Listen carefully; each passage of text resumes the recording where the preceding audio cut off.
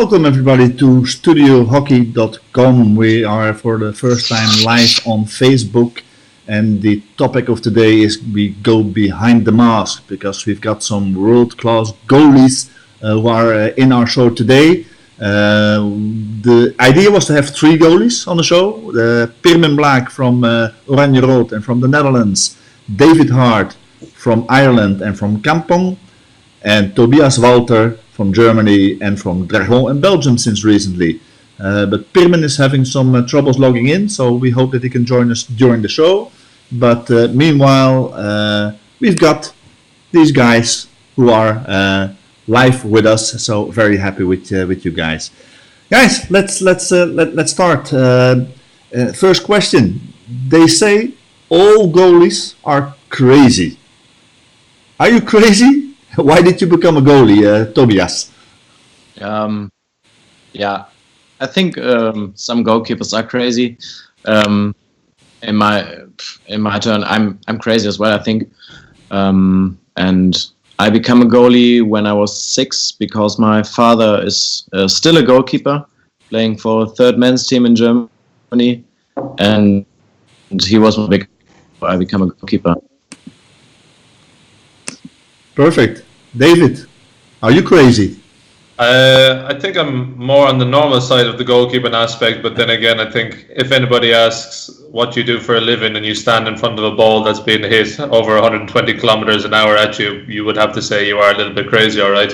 I got into goalkeeping when I was only started hockey about when I was 12 or 13, so a bit later than normal, and didn't like all the technical skills outfield or the running around, and thought, right, we'll give goalkeeping a go. I played lots of different sports, from racket sports to football, and had decent hand-to-eye coordination, so thought, try use a transfer of all the different skills and put it together for hockey goalkeeping, and so far so good. That worked. Perfect.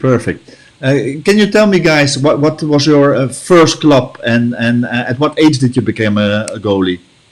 Tobias. Yeah, I became a goalkeeper when I was 6, and I raced in a really, really small club southwest of Germany called Frank. In the 60s, 70s, they were a really, really good team in indoor hockey, and I played my whole youth there till I was allowed to play adult hockey. Really, really tiny city. Okay, and how did you came to what were the clubs and what were the different phases in your career to the place where you are now to get to Dragons? Yeah, I started in Frankenthal, little tiny city, and then when I was 17 and was allowed to play senior hockey, I moved to another club next door called Dürkheim. They are really famous for their indoor skills as well, in the early 90s. And afterwards I moved to Mannheim, probably everyone knows it now, in international hockey. Played there for 3 years, become German. After 3 years there, I moved to Harvestehude in Hamburg, which was one of probably my best times I've ever had in hockey. And yeah, after 6 years in Hamburg, I decided to do another step and move forward, try to improve myself and develop. And so I moved to Belgium. Okay, David, what was your road to Kampong and to Ireland? Quite a roundabout journey as well, you'll say. First ever club started, I think, was about 15 years old, possibly. Just before that, I played at school level and joined a small club up in Cork, where I'm from, the city in Ireland. Cork Harlequins is the name of the club. From there, I went to university for 4 years in Dublin and played for a different team called Pembroke Wanderers, who you would have seen in and out of the Euro Hockey League. Yeah. And then after that, had finished up my 4-year study at university, and it wasn't looking like I was going to have the opportunity to play abroad in Europe. But then got asked to go play for Stichtse, SC Harte in the Netherlands. Played there for 2 seasons, side by side with my twin brother. And in my 3rd year in the Netherlands, I moved to Kampong. And this year now, starting on Sunday with the new season begins, it will be my 7th year and 9th year in total in the Netherlands. So and was lucky enough as the years went through within the Irish setup to receive my first cap when I was just 18 in 2006. Okay, nice, perfect. Were you ever in all those years? Were you a second goalie in the team you were playing? And if did, how did you deal with that, David? As I was going through the different phases in Ireland, I would have been the second goalkeeper at school level, second goalkeeper at the beginning of provincial level, and then as I went to the club that I mentioned, Pembroke Wanderers in Dublin, there was 3 or 4 goalkeepers of really good quality and ability at the time, so it would have actually made the best learning environment for me. I didn't go in there expecting ever to be the first goalkeeper, although all goalkeepers will have that in the back of their mind that that's their goal and their aim to become the first goalkeeper. Then within the national setup, it just so happened that there was quite a few retirements. They weren't really supposed to be at that time, and that's just how it worked out, that then myself and a couple of other younger goalkeepers at the time got an opportunity to be involved in the senior setup, and really just went from there. Okay. Tobias, were you ever the second goalie in your team? Not really in club side, but during my time in the national team, under 16, under 18, under 21s. For example, during Junior World Cup 2009, I was second goalkeeper. As you know, it's not always easy to handle it, but I was comfortable with that because I was a really young age in this team. And also during Olympics in Rio, I was the unlucky part of the second goalkeeper. Was yeah, but it's always really nice experience, and I fought through that. And after Rio, I became first goalkeeper, and now I'm trying to stay there. Okay, perfect. Guys, we already got our first question from the people who are watching the show. So we've got a new teammate from Tobias, Luke Noblet. He's just in the next room. We're listening. Probably. Well, that's his question. Tobias, how are you finding your 2 new housemates at Dragons? My 2 housemates are really cool. Right? They're just here for 1 more week in my room. Then my girlfriend is moving here, and they have their own house where they live in. Perfect. Okay, Tobias, what is the reason that you made to move to Dragons? Yeah, as I already told, I played 6 years in Hamburg at Harvestehude. Had a really great time there. Won quite a lot of titles with them. Also EHL and German Championship, indoor, outdoor. And now I decided to make a new step, try something new. I've never been abroad, so and Dragons is a really good club, so I want to try that. And were other clubs in the picture, or did you just want to go abroad, or did you want to specifically go to Dragon? Yeah, as I heard that they're looking for a goalkeeper, I was really interested. I already played against Dragons in EHL. Wasn't the best game of Harvestehude. We lost 6-2, I think, in the KO 16. And I knew some guys from the team already, so it was easy to think about that I can play there, and I made the decision quite quickly then. Yeah. David, what was the exact reason why you went to Kampong? You were already in Holland playing nearby at Stichtse. What was the reason that you went for Kampong? Main decision was that I had wanted another challenge after 2 seasons at Stichtse. I think we had finished 7th in the league and 9th in the league, and I really had a goal in my mind that I wanted to be involved in the playoffs. So I took a small little journey over to watch Kampong, who had reached the playoffs, I think, for the first time possibly ever in their history, or something along those lines, or in many years anyway. And I sat in the stands and watched that game and really loved the atmosphere and the environment around it, and thought to myself, yeah, this would be a fantastic club to play at. Had heard rumours that the goalkeeper at the time might have been moving on to a different club, and saw an opportunity. So got in touch myself with the coach at the time, Alexander Cox, to see if there was something that was a possibility or an availability for me to go and do so.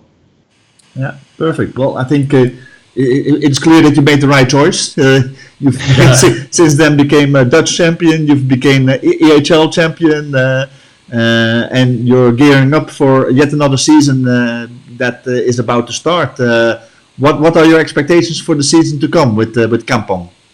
I think the expectations, anytime you play with a team like Kampong, whether it's from an external point of view, everyone will obviously have high expectations to continue on what we've done over the last 3, 4, 5 years. I think knowing that we've lost quite a bit of experience with a good few friends of mine, what I like to call the 30 club. So all the guys of all that kind of generation and era have all moved on and retired. So I am going to be the oldest player on the team this year. Ouch. So that's a first for me.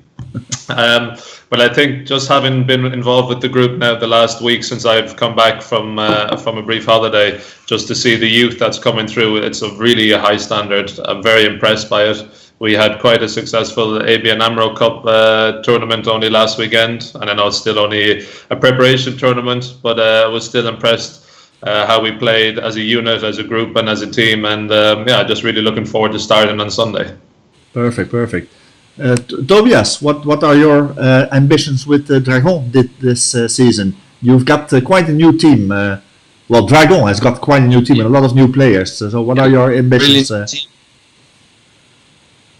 I think we need to have a look. We're really ambitious, but as you said, lots of players left the club after last season, and now lots of internationals are there, like Luke Noblet, Dominic Uhr from Austria, and Koen Backhaus from Harte. And we try to find ourselves as a team and try to make the best out of the season.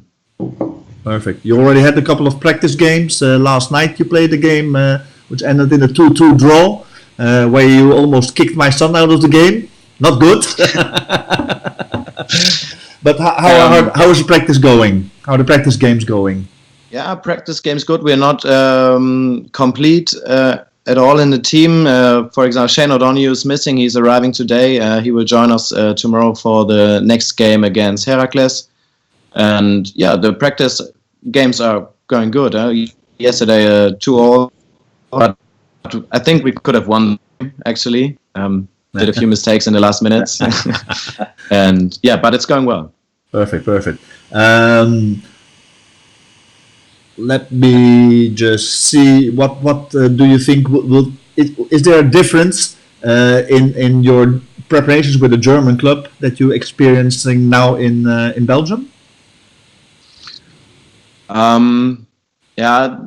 It's everything. It's a bit different. In Germany, you have you train every day together with, for example, your athletic coach. In Belgium, you don't do that. You get your program from the coach, and they wanted you to do it. If you don't do it, you're not fit enough to play in the team, and they really trust you and want to improve yourself and handle it on your own.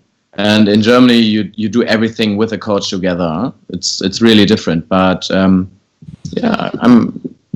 really fine with that. And also the hockey training is really good, high intensity and really good quality as well. Perfect. David, what were your experiences when you moved to Holland?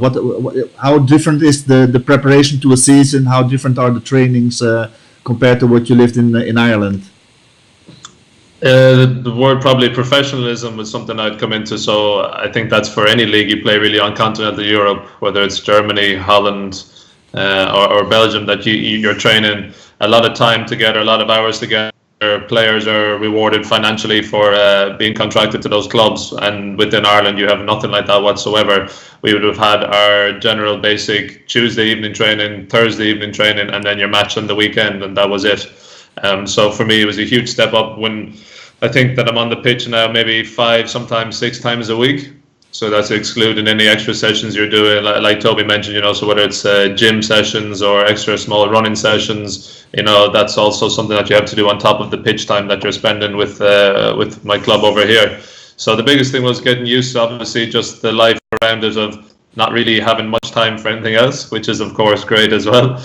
You dedicate your life towards a specific reason, and for the last, I can say 7, 8, 9 years now, it's obviously been hockey for myself. So I was delighted to be able to do so, having actually finished up and qualified with a degree in physical education and biology teaching. I tried to combine both when I first came to the Netherlands, to teach and to train full time. Yeah. Had to stop that back in 2015 it was, but really enjoyed my time working in the likes of the International School of Utrecht and other small schools here in the Netherlands. So biggest thing, as I said, for me, the change was the professionalism, and it's something that I still really enjoy, that you're training together full time as a group and as a squad, and it's something that I'm quite jealous of when I would like to think what an Irish team could do if we had that amount of time and hours together as a group.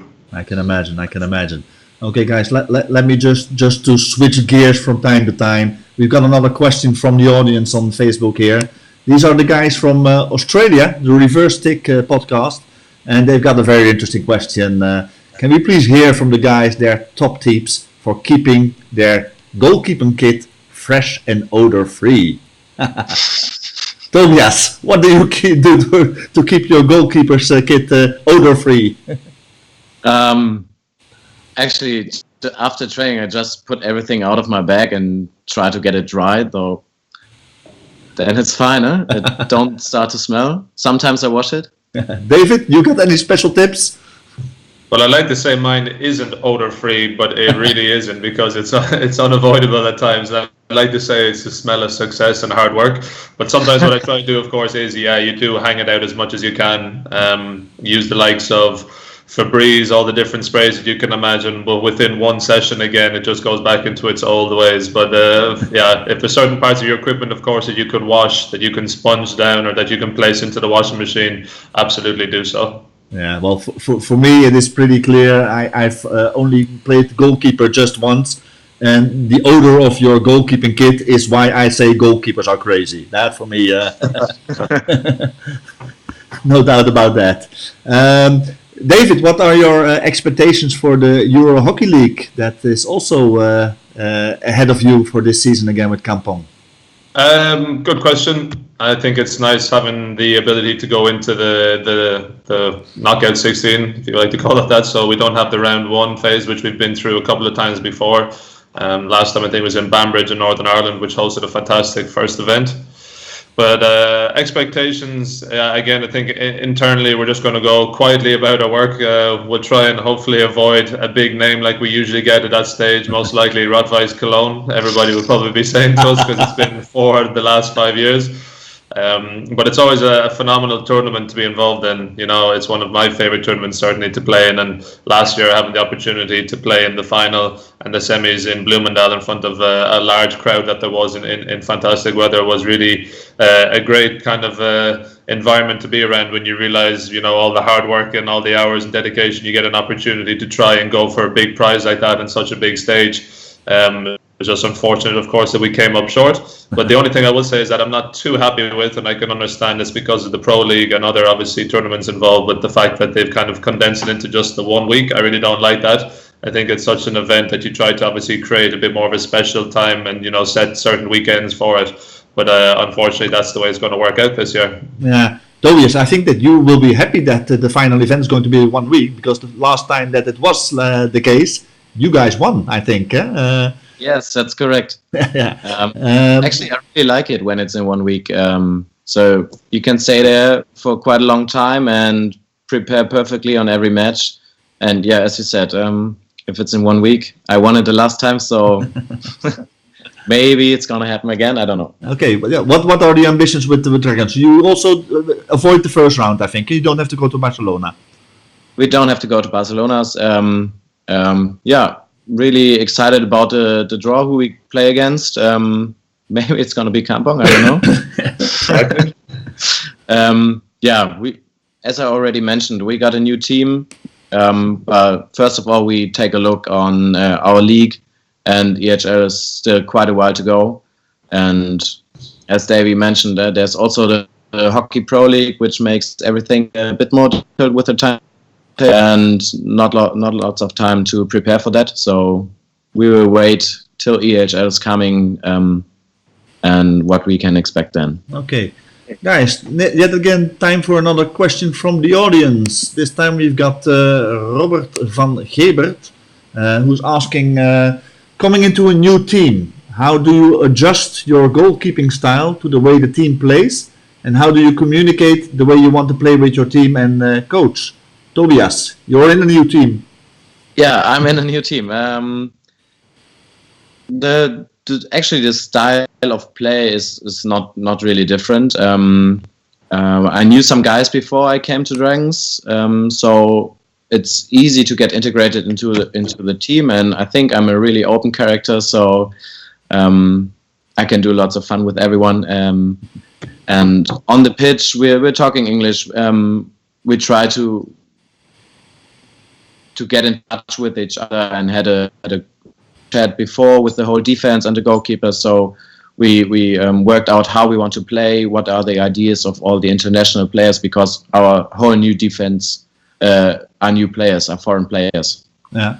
So, but for the moment, you have to communicate in English with your team as well. Yes, yeah, because also Australian guys playing in the back and Austrian guys playing in the back. Yeah, and I can we imagine. need to get in English. David, do you communicate with your defense in Dutch? Yeah, at this stage, it will be sometimes some expressions and phrases in Dutch, but when I really need to express myself, it all comes out in English. So that would be the guys like to call it when the helmet comes up, that you know you're going to get a bit of a sprain. So that's usually mostly done in English when I want to get a message across quickly and with a good message behind it. But integrating yourself, yeah, I think it's just to get involved straight away. Toby mentioned, not changing your style or technique as a goalkeeper. All of us are individual and unique, so it shouldn't be a case that you have to change your style just to fit in with the team. Of course, there might be certain things you have to do depending if you're playing a zonal or man-to-man. You might find yourself on the penalty spot as the bottom of a diamond in a zonal press, which I've done before, and you kind of might feel a bit outside your comfort zone, but it's something that you have to do if it's the way that your team is going to play. I think as a keeper, just the best advice would be to just be open and adaptable. Yeah. Never to say, no, I can't do this or I won't do this. It's always to be what's in the benefit and the best for the group and for the team. Absolutely. We've got one more from the audience. This is John Bibby asking, how much time in a training session do you spend on goalie-specific drills compared to training with the rest of the team doing drills? David? I think, mostly that I would have the luxury of having specific goalkeeping actual training sessions, so I can just have nothing but myself, another goalkeeper or two, along with my goalkeeper trainer. So for me in the Netherlands here, it's with Martijn Driver and the second goalkeeper at Kampong, and back home in Ireland, it's the other Irish goalkeepers and Nigel Henderson, our goalie coach there. And sometimes goalkeeper sessions can range from 45 minutes to maybe 90 minutes. It all depends what phase of the season you're in. If it's pre-season, if you need to get a bit of a good workout, or if it's in the middle of a tournament and you just need to get some ball contacts and need to get a bit of sharpening, that could be literally a 40-minute session. It's funny because some people, I have a goalkeeper session today actually, and if people were to come down and have a look at the pitch, they must be thinking, right, Hoofdklasse goalkeeping session, Martijn Driver's the goalie trainer, must be really, intense and high energy, which of course it is in parts, where sometimes I'm also just talking to him about my golf swing. You can chat away. You have to have that good bond and relationship from a mental side of thing with your goalie trainer as well. So I think that's always really important. Yeah. Tobias, what is the way they do it in Germany? In Germany, I had the luxury to train with our national goalkeeper coach, Jimmy Lewis. He's an English guy, but living in Germany for quite long now. Worked with him for the last 3 years, I think, nearly 4 years. And he is living in Hamburg, so I could train with him every day. And he's also doing during the national camps. And here at Dragons, I train with Dennis van den Poel, so we got special goalkeeper sessions as well, besides team training. Okay, nice. One more from the audience. Marcus Ridderseter, any tips on how to take the next step in your career if you're from a country where hockey is a very small sport? David? Is that just directed at me because I'm Irish? Or I think in Germany hockey is also considered a small sport. That's true, but they also have Olympic titles to their name, so that might be... They're not a small hockey nation, that's for sure. An honest and open answer to that would be simply just go after something that you want to do. I remember spending hours on emails to different clubs throughout the whole cluster, being like, listen, I would love to join your club. I'd love to come over if you need me, even to come over for a practice session or for a trial basis. I was very happy to do that. I really wanted to do everything that I could do to get to a higher level. So I think it's a case of not holding back. If you really want something badly enough, just don't be afraid to go after it. Yeah. Tobias, your thoughts? Yeah, actually nothing to add to what Davey said. If you want to improve yourself, you have to do the next step. And if you got the opportunity, even if it's to move on to another city, or if you want to become better, you at some stage you have to do that. No, I can imagine. To make another switch here, we've talked about your club competition. We talked about EHL. There's this other competition that is not being played this year, the Hockey India League. What are your thoughts about this Hockey India League? Do you like the format? Do you like that it's in the calendar? David, what are your thoughts on those? I haven't had the experience of 4 seasons over there. I can honestly say that I really thoroughly enjoyed my time in India. I think anytime I've been asked questions or done interviews about it, the first thing I've said is that it is literally something that you can't really begin to describe. You have to actually go through it and experience it for yourself. Some say that when you go to India, it's an attack on your senses. The sounds, the smells, the sights, everything, and it really is. But to play hockey in a country like that, where it's really seen as obviously a national sport as well as cricket, it was really just a really special opportunity that I had in Mumbai for those 4 years. It's a pity, of course, that it's obviously off the calendar at the minute. I would love to see it come back eventually. For hockey players, with the amount of hours and how we live, as people might say, as professional sportsmen, to have the opportunity to get the remuneration of financial rewarding for that amount of time and period in your hockey career is something that might not really happen too much in certain tournaments. So when you have an opportunity like that to go and play with some of the best players in the world, to be broadcast globally around the world, as well as playing in front of some fanatical crowds, I would say that I would love to see it come back, and I certainly enjoyed my time in Mumbai, like I said. Yeah. Tobias, what are your experiences with India? I have never played in the India Hockey League, but I would love to. But when I was to apply for it, they stopped it. I've been to India once. It was during the World League 4 in Bhubaneswar. That was a special tournament, huh? Yeah, it was a crazy tournament. That was the tournament where half of your team got sick. And your colleague goalie had to score a goal in the game for the bronze medal, if I remember right. You're so jealous. You're so jealous. That's what I wanted to ask you. Are you guys... Tobias, you played the goalie in that game. Would you have liked to be the striker in that game? Actually, no. Because, running around the pitch without a substitute for 60 minutes is horrible. Especially in India. He did a really, really good job. And to be honest, this goal he scored is a really, really good goal because of his technique, how he trapped the ball, how he put it in. Really, really good. But David, you were jealous. You would have been in the 4 lines. You would have been the striker for that game. I was jealous of the goal scoring, but as Toby mentioned, I certainly wasn't jealous of all the running around in the weather conditions over in Bhubaneswar, like I know it. And chasing after the fit and strong Indians, I'd say it wouldn't have been much fun. Okay, talking about India, guys, the World Cup is up next as well. How are you preparing, Tobias, that the stuff that happened to your team last time you were in Bhubaneswar is not going to happen again, so that you can play a semi-final or maybe a final with a full team? Yeah, as I heard at the beginning of the year was that all teams are allowed to go with 20 players to India. So you got 2 P accredited players. But yeah, we try also to take care about our health. We got different stuff to do to prepare before the World Cup, and it's going to be interesting if every team is going to be healthy. Then you also have to think about maybe taking a cook or a chef or stuff like that. Bring your own food. it also all depends. And I think our hotel we went there in Bhubaneswar during World League was really good. We're going to be there at the World Cup as well, and yeah, it's going to be really interesting for the teams. Absolutely. David, do you fear the Delhi belly from India?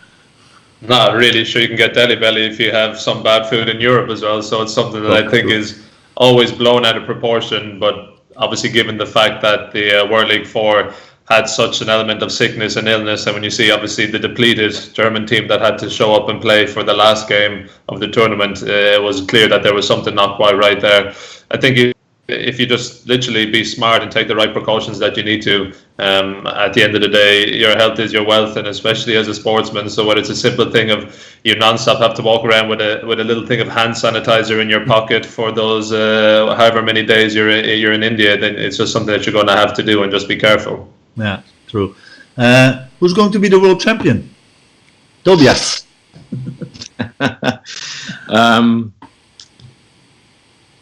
Of course, everyone wants to be world champion. We in our team we didn't talk about our aims during the World Cup, but I think, yeah, as I said, everyone wants to become a world champion. So we try everything to win through the tournament. But if I have to go for a tip, no idea. I would say Germany. If I look at Germany specifically, the last time we had a World Cup in Holland in 2014, your guys were a little bit surprised in a negative way, where you performed a little bit under your normal value, most likely because the tournament was so close to the regular competition, and there was probably some fatigue with the players. Also, you got some last-minute injuries, obviously. What are you going to do to be fresh at the start of the World Cup in India this year? First of all, nearly the whole team changed to compare it to 2014. We got lots of young players. I'm one of the oldest now. But they're all really fit. They all train really hard, and we had a good preparation during the summer break of the league. We went to Japan for 10 days for a camp, played there, Japan and New Zealand. Had a 4 Nations tournament against Argentina, France, and Ireland. And we didn't play the Champions Trophy, so we were a bit sad about that. But I think we had a good preparation during the summer break, and we start again with camps in October. And then we'll see on which way we are. David, what are your expectations for the World Cup? Who do you think is going to be the champion?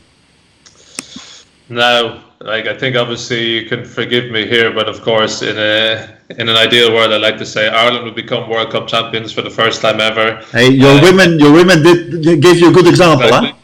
Emulating the fact that you can see that everything is possible, and what our women achieved was obviously a phenomenal victory in the terms of, defying the world rankings, beating higher ranked opposition, albeit through different scenarios, through shootouts and the likes, but still a fantastic presentation from them.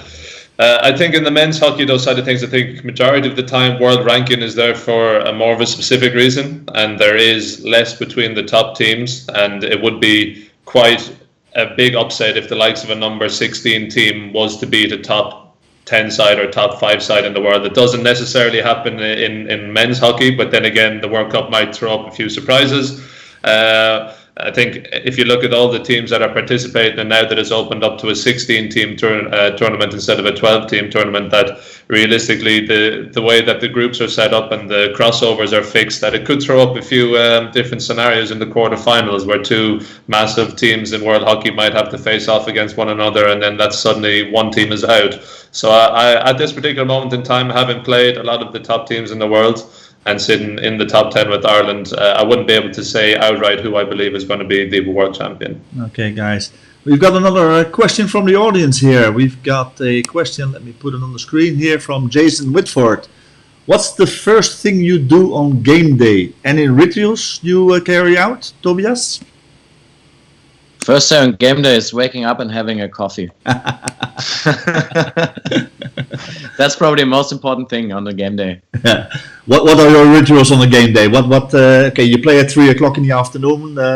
What is your normal schedule? I don't mind when I got some rituals when I put on my stuff. For example, I put on the left sock first before the right sock, and I got some habits. After the huddle on the pitch, I clap on my glove, on my pads, and twice on the crossbar. Then with my glove, it's really weird.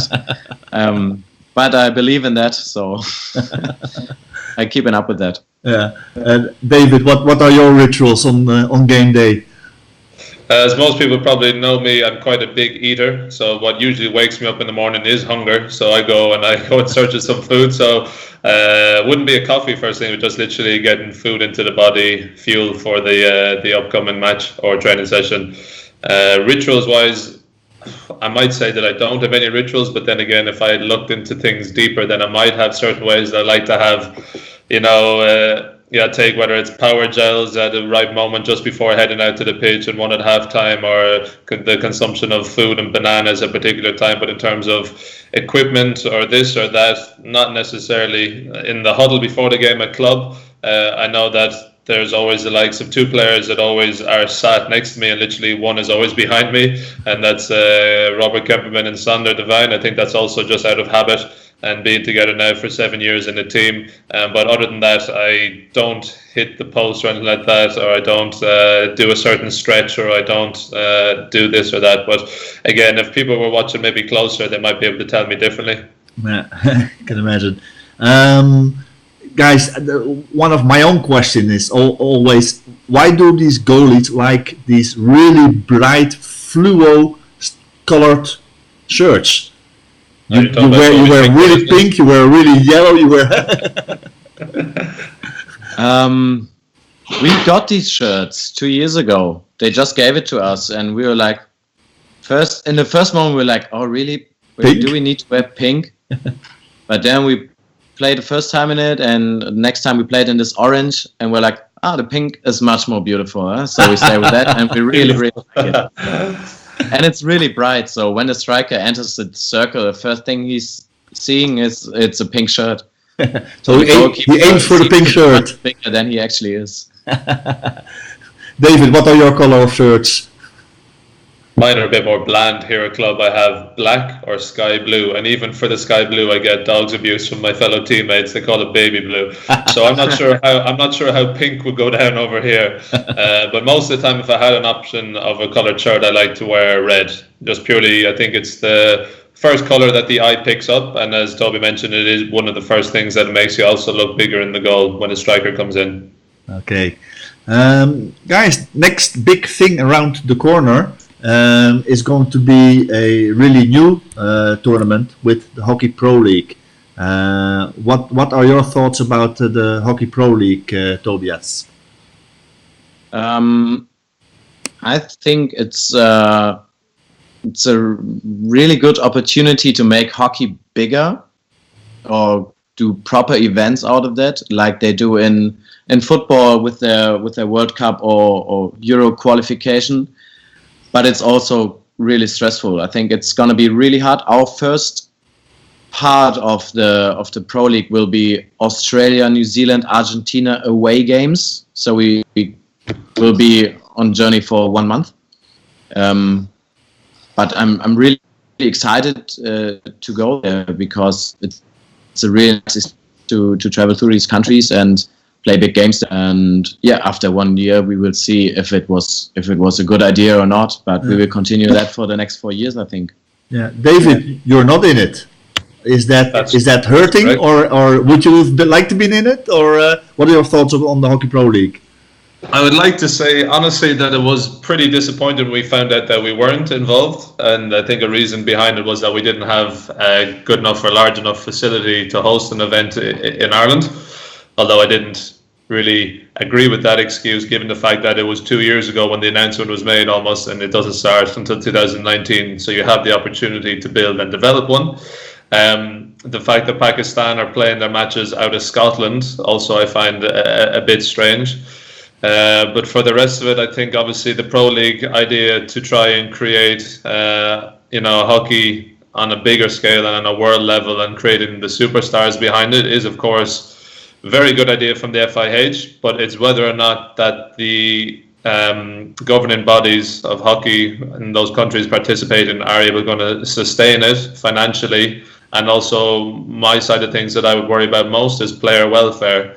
I think Toby mentioned his journey and his travel, and I know what it's like to do those long journeys and then to be asked to perform at the highest level. You go to those countries, you're not allowed to practice against the opposition that you're playing against, where you would do mostly when you go on training excursions. So for me, there's a lot of different question marks that are still up there in the atmosphere right now about it. But again, hopefully it will be fantastic. Anything that can help grow and develop our sport is always good. But I'm a little bit jealous of missing out. I can imagine. Okay, guys, I've got one final question before we wrap up things here. My favorite proposed, of one of my favorite proposed rule changes will be that games do not have a draw anymore in whatever tournament, if it's competition locally or the big events. So there has always got to be a winner. But then, what would be your favorite ending to a game? Would you prefer the golden goal? Would you prefer the shootouts or the old-fashioned penalty strokes? Tobias? I think I prefer the penalty shootouts because I think as a goalkeeper you got a much bigger chance to save a ball than to compare it to a stroke. I don't like the golden goal, so at penalty shootouts you if you prepare well, you got a really big opportunity to win the game. So I think it's easier. David? 100% penalty shootout. 100% penalty shootouts. Yeah.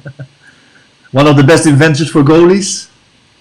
I think so, but I think also maybe for perhaps the audience and people watching, it really does add a bit of excitement and, you know, different skills on show, whether it's from a goalkeeping side of thing or strikers. I think some of the possibly most watched video clips on social media channels these days are of shootouts. And there's obviously a direct correlation between why there's so much people watching this and, of course, the skill and execution that comes behind it. So for goalkeepers, as Toby mentioned, you do get an awful lot more of an opportunity to be involved rather than just the ball being pushed at you from 7 meters out in the old-fashioned penalty strokes. Okay. Guys, I want to thank you very much. We've gone a little bit over our time, so would like to wrap things up here. This was a first experiment, and I loved talking to a couple of crazy goalies. I want to wish you the best of success with your teams, and maybe that we'll see each other at the pitches one of these days. Guys, thank you, and bye-bye. Thanks, Ernst. See you guys. Thank you. Bye-bye.